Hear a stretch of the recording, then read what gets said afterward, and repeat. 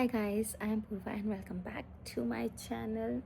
आज हम बहुत ही अलग सेटअप में मिल रहे हैं। रोज़ मैं घर पे मिलती हूँ, आज मैं हॉस्पिटल में। सो अगर आप इंस्टा पे फॉलो करते हो मुझे तो आपको पता ही होगा कि ये वीडियो में क्या होगा। सो मेरा बेबी जस्ट 3 मंथ्स का है और उसको ना इन्फेक्शन हो रहा था, खांसी चल रही थी, बट वीवर लाइक कि नॉर्मल खांसी है, पहले विंटर्स है तो होगा, बट वो कभी कम हो जाता था फिर बढ़ता था।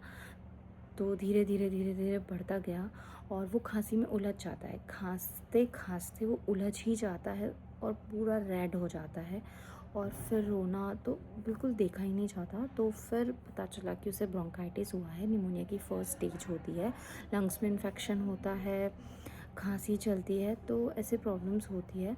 सो उसके लिए हम लोग इंदौर में हैं, एडमिट हैं। आज हमारा 4th डे है हॉस्पिटल में। मैं आज तक कभी हॉस्पिटल में एडमिट नहीं हुई हूँ जब से मुझे थोड़ी समझ आई है, बट बट अब मतलब लाइफ ना नहीं पता होता, हम नहीं प्रेडिक्ट कर सकते कि नेक्स्ट डे क्या होने वाला है।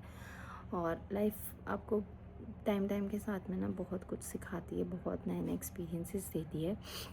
सो मैं वीडियो क्यों बना रही हूँ, क्योंकि अगर आप नई न्यू मॉम हो और ये वीडियो को देख रहे हो और अगर आपके बेबी को कोई भी प्रॉब्लम है तो इमीडिएट डॉक्टर को दिखा दो।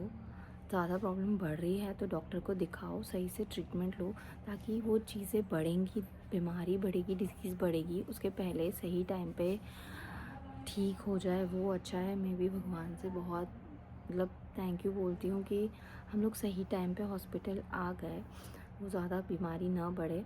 और निमोनिया का ऐसा होता है ना कि वो रिपीट भी होता है, तो बहुत ज़्यादा केयर करनी पड़ती है बेबीज़ की। और अगर आपका भी बेबी छोटा है, पहले विंटर्स हैं या सेकंड थर्ड भी हो, तो अच्छे से कवर करके रखो भी ठंडी में, क्योंकि ना वेदर भी बहुत ही जल्दी चेंज हो जाता है। कभी धूप हो जाती है, कभी बहुत ज़्यादा ठंडी हो जाती है, कभी बारिश भी हो जाती है। तो अपने बेबीज़ की बहुत अच्छे से केयर करो। और आई थिंक ये व्लॉग टाइप बनेगा, क्या बनेगा, बट मैं आपसे बस यही एक्सपीरियंस अपना शेयर करना चाहती हूँ। मैं किसी ट्रेंड को फॉलो नहीं कर रही हूँ, बस अपना रूटीन मैं आपके साथ में शेयर कर रही हूँ। बस अभी रात के 2 बज रहे हैं और मुझे लगा कि नहीं यार, दिमाग में बस यही चल रहा है कि बहुत मुश्किल होता है being a new mom, specially क्योंकि ये सब चीज़ें हमने कभी एक्सपीरियंस नहीं करी है लाइफ में। और ना मतलब 2 दिन से ना सो पा रहे ना कुछ, बस बेबी की फ़िक्र लगी रहती है। थोड़े टाइम में उसको खांसी चलती है और जब जैसे ही ठंडा मौसम होता है रात में और सुबह उसको कुछ ज़्यादा ही खांसी चलती है। सो आप अपने बेबी की बस बार मैं यही बोल रही हूँ कि अपने बेबी की केयर अच्छे से करो। और अगर ये चीज़ होती है ना तो उसमें आप क्या करो, बेबी को बैक साइड में लो और ऐसे टैप करो जिससे वो कफ बाहर निकालेगा। तो कफ वो वोमिट के थ्रू भी बाहर निकाल सकता है या फिर वो पॉटी करेगा तो उसमें भी कफ बाहर निकलेगा। सो ये चीज़ हमें करनी चाहिए। बाकी है कि बॉटल्स तो लगी रही है। आई थिंक कि कल से ओरल मेडिकेशन स्टार्ट हो जाएगा वापस। सो आई होप कि जल्दी से हम लोग घर जाएं। वैसे वो पूरी तरीके से ठीक हो तभी हम जाएं तो बेटर है, क्योंकि डॉक्टर ने बोला है कल की रिपोर्ट आने पे पता चलेगा कि क्या है, हम लोग कल घर जाएंगे या नहीं जाएंगे। सो मैं इसको थोड़ा सा ब्लॉग पैटर्न में बना दूँगी, आपको दिखाऊँगी। अभी तो बहुत कुछ मैंने रिकॉर्ड नहीं किया है, मैंने वर्टिकल में रिकॉर्ड किया है, तो कल जो भी प्रोसेस होगी वो मैं आपको बताती जाऊँगी। एंड यस, बस just take care of your babies. और सच बोलूँ ना तो हॉस्पिटल में रह के तो टाइम का डिफरेंस ही समझ में नहीं आता है। कब रात के 2 बजते हैं, कब दिन के 2 बज जाते हैं, पूरा डिफरेंस ही ख़त्म हो जाता है।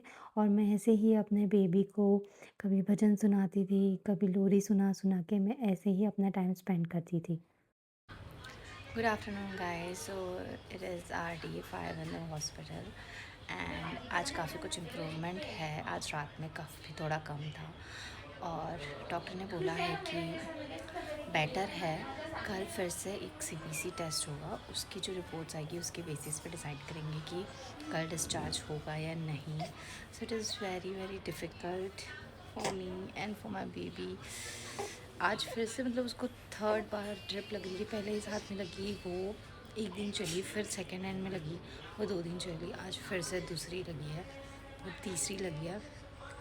सो ये इतने ज़्यादा हैंड मूवमेंट्स करता है, इसी वजह से इसकी ड्रिप ब्लॉक हो जाती है, फेल हो जाती है। और बहुत मुश्किल हो जाता है इसको कंट्रोल करना। और ऐसे ही रेहान का ट्रीटमेंट चलता था, कभी नेबुलाइज़ेशन चलता है, तो कभी ड्रिप्स लगती है, बॉटल्स लगती है, कभी मेडिसिन्स चलती है और फिर नानू भी सँभालते हैं, कभी नानी भी सँभालती है। और फिर उसके बाद हॉस्पिटल से ये गिफ्ट मिला हमें जॉनसन्स बेबी का, जिसमें है एक ऑयल, एक सोप है यहाँ पे और एक ये बॉडी लोशन। और ना हॉस्पिटल में वॉच देखने की तो नीड ही नहीं पड़ती है, क्योंकि जब सिस्टर्स राउंड पे आती है ड्रिप चेक करने या टेम्परेचर लेने या फिर पल्सेस चेक करने, तो ऑटोमेटिकली टाइम का पता चल जाता है कि अच्छा ये टाइम हो रहा होगा। और हॉस्पिटल में ना सारी नर्सेस ने, सारे स्टाफ ने बहुत अच्छे से सपोर्ट किया था हमको, बेबी को भी बहुत अच्छे से ट्रीट किया था। उसके बाद मैं गई थी अपना स्वीट्स, जो कि हॉस्पिटल से थोड़ा पास में ही था। हम लोग स्टाफ के लिए मिठाइयाँ लेकर आए और नर्सेस के लिए। सो गाइस, आज हमारा लास्ट डे है, मतलब कल डिस्चार्ज हो जाएगा फाइनली। डेज़ बढ़ते ही जा रहे थे, बढ़ते ही जा रहे थे। डॉक्टर ने आज तो कहा था कि आप चाहो तो डिस्चार्ज ले सकते हो, बट वी वर लाइक कि अगर रखना हो तो रख लेते हैं, क्योंकि फिर वही ज़ीरो से स्टार्ट करना पड़ता सब कुछ, अगर कुछ भी प्रॉब्लम होती तो। सो हम लोग फिर आज का दिन रुके हैं और कल फाइनली हमारा डिस्चार्ज हो जाएगा।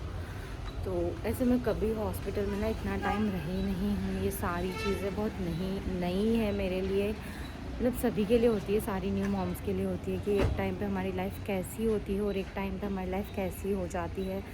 टाइम हमको बहुत कुछ सिखाता है, बहुत सारे नए नए एक्सपीरियंसेस देता है। सो all the new moms out there facing something same like me, then stay strong।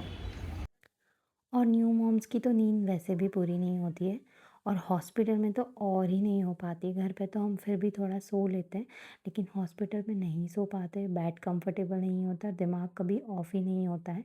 थकान होती है, लेकिन उस वक्त थकान का ऑप्शन ही नहीं होता, क्योंकि हम रेस्ट तो करते हैं लेकिन फिर भी थके होते हैं। और अगर आप पेरेंट हो और आप कभी अपने बेबी के साथ हॉस्पिटल में रहे हो तो आप समझ सकते हो, सब चीज़ें रूटीन बन जाती है। सिर्फ एक चीज़ रूटीन नहीं बनती, वो है हमारी वरीनेस कि बेबी जल्दी से कब ठीक होगा। हर चेक के बाद बस यही सोच होती है, ठीक है ना, बेटर है ना। सो गाइस, रिकवरी प्रॉपरली हो रही है और आज हमारा डिस्चार्ज हो चुका है। सो हम थोड़ी देर में ही निकल जाएंगे घर के लिए। And at last I want to thank Ganpati Bappa, जिन्होंने मेरे बेबी को जल्दी से ठीक कर दिया। एंड अब हम घर जा रहे हैं।